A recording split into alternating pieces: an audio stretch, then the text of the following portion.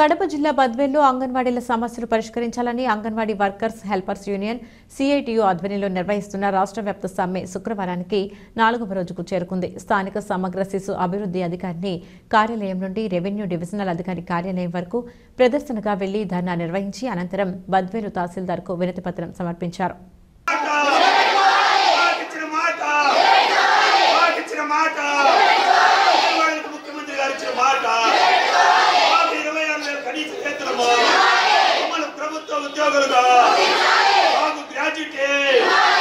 ఈరోజు సమావేశానికి హాజరైన అంగన్వాడీ టీచర్లందరికీ నమస్కారం అండి. మీ యొక్క డిమాండ్లను ప్రభుత్వం దృష్టికి తప్పకుండా తీసుకెళ్తాం. అలాగే అంగన్వాడీ టీచర్లు కూడా ప్రభుత్వం తరఫున మీ యొక్క విద్యార్థుల తరఫున ఆలోచించి వీలైనంత త్వరగా మీ యొక్క సమ్మెను విరమిస్తారని కోరుకుంటూ సెలవు తీసుకుంటాను. నేను అంగన్వాడీ వర్కర్ను. మాతృ మరణాలు శిశు మరణాలు తగ్గించడంలో గ్రామాల్లో ప్రతి ఒక్క గ్రామంలో కూడా అంగన్వాడీ వర్కర్ ప్రముఖ పాత్ర పోషిస్తూ ఉంది. కరోనా సమయంలోనైతేనేమి మామూలుగానైతేనేమి ఇప్పటి వరకు కూడా చాలా జాగ్రత్తగా ప్రతి తల్లిని పరిశీలించి వాళ్లకు అనీమియా రాకుండా సహాయ సహకారాలు అందిస్తూ ప్రభుత్వం వారు ఇచ్చినటువంటి పోషకాహారాన్ని వాళ్ళకి అందించి వాళ్ళ బిడ్డలను జాగ్రత్తగా ప్రీ స్కూల్ సమయంలో పెట్టుకొని వాళ్ళకు కూడా అనుబంధ పోషకాహారాన్ని అందించి సేవలు చేస్తున్న మాకు కనీస వేతనం ఇవ్వకుండా ప్రస్తుత ప్రభుత్వము మాట ఇచ్చినారు. ఇస్తాము, తెలంగాణ కంటే 1000 రూపాయలు అదనంగా ఇస్తాము అని చెప్పి మాట ఇచ్చినారు మన సీఎం గారు. కానీ ఇన్ని రోజుల నుంచి కూడా ఆ మాటను అమలు చేయకుండా మాకు కనీస వేతనం ఇవ్వకుండా రిటైర్మెంట్ బెనిఫిట్స్ కూడా ఇవ్వకుండా కరోనా సమయంలో చనిపోయినటువంటి అంగన్వాడీ వర్కర్లకైతేనేమి ఆయాలకైతేనేమి వాళ్ళకు కూడా ఎక్స్‌గ్రేషియా కూడా అమలు చేయకుండా చేస్తున్నటువంటి ఈ ప్రభుత్వము మాకు తక్షణమే ఇచ్చిన మాట నిలబెట్టుకొని మాట తప్పను మడమ తిప్పను అని ఎలక్షన్ సమయంలో మాట ఇచ్చినటువంటి మన ముఖ్యమంత్రి వారు అమలు చేయాలని కోరుకుంటూ మేము ఇన్ని రోజులు కూడా వారిని అర్థించినాము.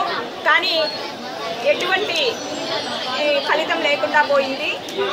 మేము సమ్మెలో దిగుతాము, మాకు మాట ఇచ్చిన ప్రకారం కనీసం 26,000 రూపాయలు ఇవ్వండి, ఎక్స్‌గ్రేషియా ఇవ్వండి, రిటైర్మెంట్ బెనిఫిట్స్ ఇవ్వండి అని అర్థించినా కూడా విలువ లేకుండా పోయింది.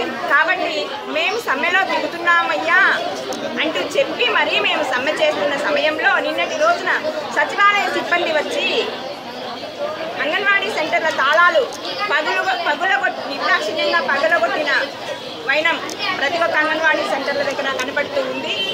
ఇదేమయ్యా అన్యాయం అని అడిగితే మీ మీద కేసులు బనాయిస్తామని చెప్తున్నారు. కానీ పగలగొట్టిన వారిపై చర్య తీసుకోవాలని, మాకు న్యాయం జరగాలని ప్రతి ఒక్క అంగన్వాడీ తరపున మేము కోరుకుంటున్నాము.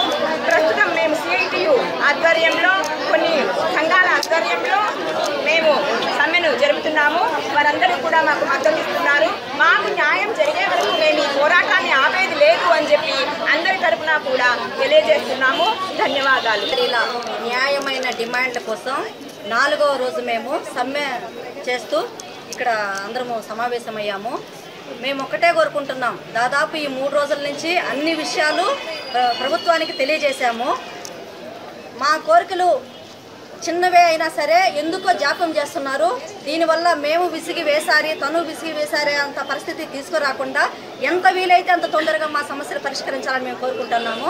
కనీస వేతనం చట్టం అనేది అమలు చేస్తారని చెప్పేసి తనే హామీ ఇచ్చాడు. కనీస వేతనం ఏదైతే ఉందో 26,000 అమలు చేయాలి, గ్రాడ్యుటీ అమలు చేయాలి, రిటైర్మెంట్ బెనిఫిట్స్ అమలు చేయాలి. మాకు మిగతా సౌకర్యాలు ఏమైనా ఉంటే మా సమస్యలన్నీ పరిష్కరిస్తా ఉన్నామని ముఖ్యమంత్రి అవి కూడా పరిష్కరించాలి. ఆయన ఇచ్చిన మాట మేము అడుగుతున్నాం తప్ప మేము వేరే కోరికలు ఏం కోరట్లేదు. అయితే ఈ 4 రోజుల సమ్మెకాలంలో మేము ఎన్నో ఇబ్బందులు బాధలు పడినా సరే రోడ్డు మీదకి వచ్చి మా బాధలు ఏదో వినిపించుకుంటా అంటే ఒకవైపు మా బాధలు మేము పడుతూ ఉంటే అదే ప్రభుత్వ సిబ్బందిని తీసుకెళ్ళి కనీవిని ఎరుగైన రీతిలో మా 20 ఏళ్ల సర్వీసులో ఎప్పుడూ మేము ఇటువంటి పరిస్థితి కానీ దుస్థితి కానీ మేము చూడలేదు.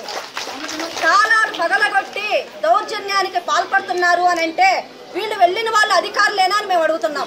అధికారులు ఎవరైనా సరే బాధ్యతాయుతంగా పనిచేస్తారు కానీ బాధ్యత లేకుండా పనిచేస్తున్నారా? మీరు మీ డ్యూటీలను అట్టే చేస్తున్నారా?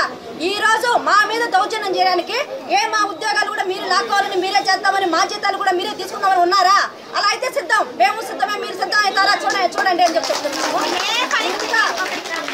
ఇలాంటి పరిస్థితి ఎక్కడ ఏ గవర్నమెంట్ లో ఏ రాజ్యంలో కూడా రాకూడదని కోరుకుంటున్నాం. ఇంత నిరంకుశ పాలన అనేది మంచిది కాదు. ప్రజలకు ఈ రోజు నానా బాధలు పడుతున్నారు. అసలు పిల్లలు రోడ్ల మీద తిరుగుతున్నారు. ప్రజలు, బెనిఫిషియర్లు అన్ని రకాల బాధలతో పాటు మేము ఇబ్బందులు పడుతున్నాం. ఇంతకింత ఇబ్బంది చేసి ఏం బాగుకుందామని ముఖ్యమంత్రి గారనే మేము అడుగుతున్నాము. మమ్మల్ని ఇబ్బంది పెట్టి మీకు వచ్చేది ఏం లేదు. కానీ ఇంత రాద్ధాంతం కాకుండా ఏదో మాకు కనీసం సలహాలైనా కానీ సూచనలైనా కానీ ఒక్క మాట మాత్రం మీరు మాటిస్తే మేము మాట మీద నిలబెట్టే వాళ్ళము. కానీ ఏ మాట ఇవ్వకుండా దొంగచాటుగా మీరు ఎందుకుంటున్నారో మాకు అర్థం కావడంలే. 4.5 సంవత్సరాలు మా కంటికి కనపడకుండా తప్పించుకు తిరుగుతున్నారు. కానీ మేము మీ మీద నమ్మకంతో ఇన్నేళ్ళు వేచి చూసాం. ఇంకా వేచి చూసే ఓపిక లేదు. మీరిచ్చే జీతంతో మాకు బతికే పరిస్థితి లేదు. 4.5 సంవత్సరం నాడు 1000 రూపాయలు పెంచితే అంతే రేట్లు ఈ పొద్దు పెరుగున్నాయా? ఎంత రేట్లు పెరుగున్నాయో మీకు కూడా తెలుసు. పాలించే పాలకులకు మీకు ఎందుకు అర్థం కావడంలే? గవర్నమెంట్ అధికారులకు వీళ్లకు లేని పని ఉసిగొల్పి వాళ్ళు ఈ రోజు మాకే గొడవలు పెట్టి మమ్మల్ని కొట్టుకొని చచ్చేలా తయారు చేస్తున్నారా? ఎమ్మెల్యేలు, ఎంపీలకు లక్షల జీతాలు పెంచుకున్న మీరేమో హాయిగా ఏసీ రూముల్లో మీరు దర్జాగా బతకాలి. ఓట్లేసి గెలిపించి గద్దెనెక్కించిన మమ్మల్ని ఏమో రోడ్డు పాలు చేస్తారా? ఇది ఎంతవరకు న్యాయం ముఖ్యమంత్రి గారిని మేము అడుగుతున్నాం. ఇవన్నీ కాదు, మాకు ఎటు తిరిగి న్యాయం చేసే వరకు మా పోరాటం వీడదు. మేము ఈ పోరాటం ఆపము. ఎంతవరకైనా పోతాం. మాకు పోరాటాలు కొత్త కాదు, మీకు పదవులు మాత్రమే కొత్త. మీ పదవులు శాశ్వతం కాదు. మేము రిటైర్మెంట్ అయ్యే వరకు మా ఉద్యోగాలు మాత్రమే ఖచ్చితంగా చేస్తాం. మేము చేసే దాంట్లో నీతి, ధర్మం, న్యాయం నమ్ముకొని మేము చేస్తున్నాం తప్ప ఎక్కడ మేము ఇటువంటి పొరపాట్లు చేయడం లేదు. ఆ నీతిని నమ్ముకొని మేము ఈ రోజు రోడ్డు మీదకి వచ్చాం. మా నీతి